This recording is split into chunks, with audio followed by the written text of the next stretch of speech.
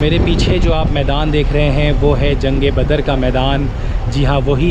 جنگ بدر جو کہ تاریخ اسلام کی سب سے پہلی جنگ ہے۔ یہ وہ جگہ ہے کہ جہاں پر حضور علیہ الصلوۃ والسلام کا خیمہ گاڑا گیا تھا۔ حضور علیہ الصلوۃ والسلام نے اپنی چھڑی سے جو ہے وہ نشاندہی کر دی تھی کہ اس جگہ پہ جو ہے ابو جہل مرے گا، اس جگہ پر عتبہ اور شیبہ مریں گے، اور بعد میں پھر ایسا ہی ہوا۔ اور کہتے ہیں کہ جس وقت فرشتوں کی جماعت اتری اس پہاڑ پر تو یہ پہاڑ ریزہ ریزہ ہو کے ریت ہو گیا، اور آج تک پورا ایک ریگستانی پورا ریت کا یہ پہاڑ ہے۔ حضور علیہ الصلوۃ والسلام نے اس کنویں کے پانی میں شفا کے لیے اور برکت کے لیے جو ہے وہ اپنا لعاب دہن بھی ڈالا، اور اس کنویں کے پانی سے وضو بھی فرمایا۔ السلام علیکم، welcome back to my YouTube channel. امید کرتا ہوں کہ آپ سب خیریت سے ہوں گے۔ اس وقت میں موجود ہوں مدینہ المنورہ سے تقریباً 150 کلومیٹر دور میدان بدر میں۔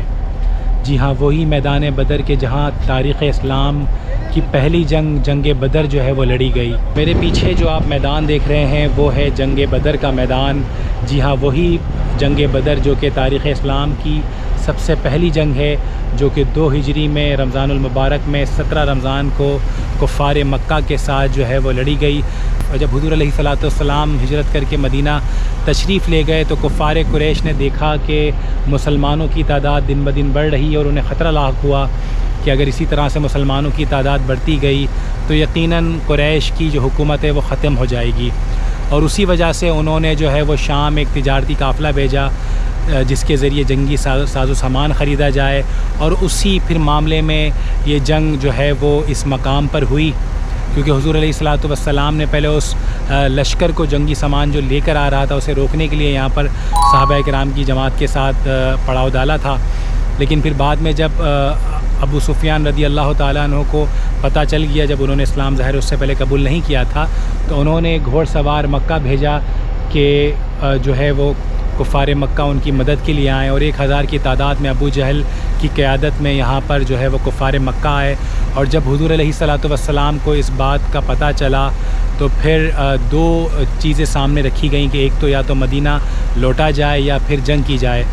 تو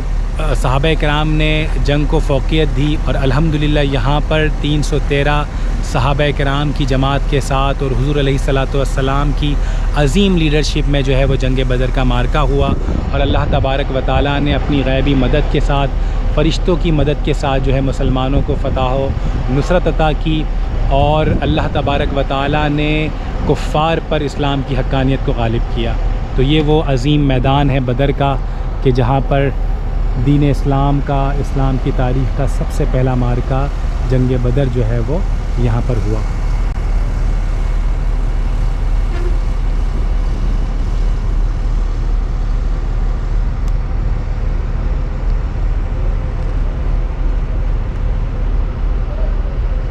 اور بالکل اس میدان کے سامنے جو یہ مسجد ہے، اس مسجد کا نام ہے مسجد العریش، اور بیسکلی یہ وہ جگہ ہے کہ جہاں پر حضور علیہ الصلوۃ والسلام کا خیمہ گاڑا گیا تھا۔ حضور علیہ الصلوۃ والسلام کا خیمہ بنایا گیا تھا جنگ کے وقت، اور پھر بعد میں یہاں پر اسی یاد میں اسی مناسبت سے جو ہے وہ مسجد تعمیر کر دی گئی۔ تو کافی بڑی تعداد میں جو عمرے کے لیے زائرین آتے ہیں اور پھر بعد میں مدینہ المنورہ آتے ہیں تو وہ بدر کی زیارت کے لیے آتے ہیں۔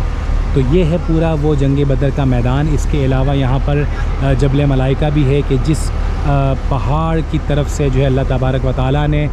فرشتوں کی جو ہے وہ ایک بہت بڑی جماعت مسلمانوں کی مدد کے لیے بھیجی تھی۔ تو ابھی میں آپ کو وہاں بھی لے کے چلوں گا۔ اس کے علاوہ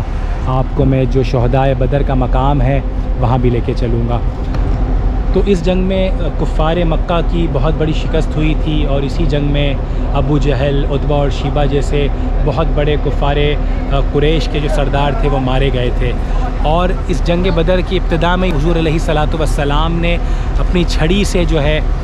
وہ نشاندہی کر دی تھی کہ اس جگہ پہ جو ہے ابو جہل مرے گا، اس جگہ پر عتبہ اور شیبہ مریں گے، اور بعد میں پھر ایسا ہی ہوا۔ تو میں آپ کو اس جگہ پہ بھی لے جاؤں گا کہ جہاں پر تقریباً 14 کے قریب صحابہ کرام کی جو ہے وہ مزارات یا ان کی قبر شریف بھی موجود ہیں، اور انشاءاللہ آپ کو میں جبل ملائکہ کی طرف بھی لے کے چلوں گا۔ تو اس سے پہلے میں آپ کو مسجد العریش لے کے چلتا ہوں کہ جہاں پر حضور علیہ الصلوۃ والسلام کا خیمہ بنایا گیا تھا جنگ کے وقت، اور اندر سے میں آپ کو مسجد عریش کا ویو دیتا ہوں۔ دیکھیں یہ ہے مسجد عریش، اور یہی وہ مقام ہے کہ جہاں پر حضور علیہ الصلاۃ والسلام کا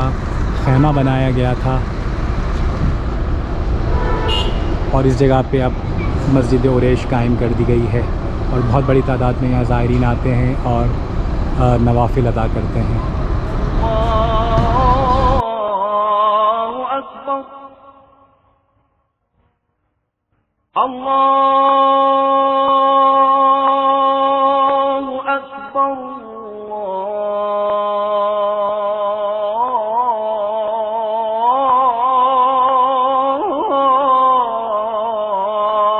اللہ اکبر، اشہد ان لا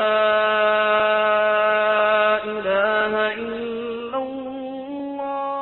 اور میرے پیچھے جو مقام ہے وہ مقام اصحاب بدر ہے، کہ جہاں پر وہ 13 صحابہ کرام کی قبر مبارک ہیں جو کہ جنگ بدر میں شہید ہوئے تھے۔ کہا جاتا ہے کہ 13 صحابہ کرام کو یہاں دفن کیا گیا تھا، اور ایک صحابہ کرام جو ہے وہ زخمی تھے، اور وہ واپسی کے رستے میں جو ہے وہ شہید ہوئے۔ تو ٹوٹل 14 جو ہے وہ اسلام کی جانب سے شہادت جنگ بدر میں پیش کی گئی تھی۔ تو یہ پورا ایک اصحاب بدر کا جو ہے وہ قبرستان ہے، اور باؤنڈری وال جس طرح سے جنت البقیع اور جنت المالا میں ہے، یہاں پر بھی بالکل اسی طریقے سے پورا باؤنڈری وال ایریا ہے، اور یہاں پر وہ 13 عظیم صحابہ کرام کی جو ہے وہ مزارات اور قبر شریف ہیں کہ جو جنگ بدر میں شہید ہوئے تھے۔ تو میرے پیچھے جو آپ ایک بہت بڑا ریت کا پہاڑ دیکھ رہے ہیں، یہ ہے جبل ملائکہ، اور اس پہاڑ کے بارے میں کہا جاتا ہے کہ جنگ بدر کے موقع پر جب حضور علیہ الصلاۃ والسلام نے اللہ تبارک و تعالیٰ سے دعا فرمائی، تو اللہ تبارک و تعالیٰ نے کم و بیش 5000 سے زائد جو ہے وہ فرشتوں کی جماعت، فرشتوں کی فوج جو ہے مسلمانوں کی مدد کے لیے بھیجی اس پہاڑ کی طرف سے۔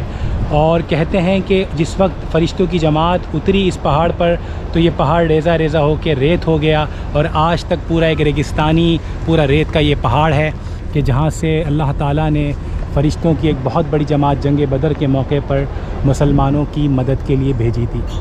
تو دیکھیں، میں نے اس سے پہلے بہت سے جو ہے وہ ڈیزرٹ، بہت سے ریگستان دیکھے ہیں،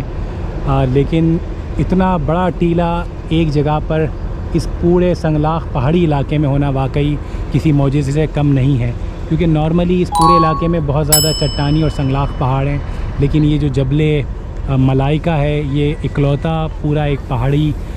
چٹان نما میں کہوں گا ایریا ہے، کہ جو پورا ایک ریت کا جو ہے وہ سینڈ ڈیونز کی طرح پورا ایک ٹیلہ ہے، لیکن یہ پورا ایک پہاڑ ہے جو کہتے ہیں کہ اس وقت فرشتوں کی جماعت کے نور سے جو ہے ریزہ ریزہ ہو گیا تھا۔ تو اس وقت میں موجود ہوں مدینہ منورہ سے کچھ دور فاصلے پر وادی روما کے علاقے میں۔ جب بدر سے آپ واپسی مدینہ کی جانب جاتے ہیں، اور پرانا جو مکہ ٹو مدینہ والا پرانا روڈ ہے، اس راستے میں ایک بئر شفا آتا ہے، اور کہا جاتا ہے حضور علیہ الصلاۃ والسلام نے اس کنویں کے پانی میں شفا کے لیے اور برکت کے لیے جو ہے وہ اپنا لعاب دہن بھی ڈالا، اور اس کنویں کے پانی سے وضو بھی فرمایا۔ تو اس وقت سے لے کے اب تک لوگ اس کے پانی کو شفا کے لیے، برکت کے لیے استعمال کرتے ہیں، اور عمرے کے لیے جو زائرین آتے ہیں وہ اس جگہ پر کافی تعداد میں وزٹ کرنے آتے ہیں، اور اس کنویں کے پانی کو ساتھ لے کے جاتے ہیں۔ تو یہ دیکھیں، یہ کنواں ہے، اور اس کو پورا کور کر دیا گیا ہے، کیونکہ اگر اس کو کور نہیں کریں گے تو ہمارے ماشاءاللہ پاکستانی بھائی جو ہیں وہ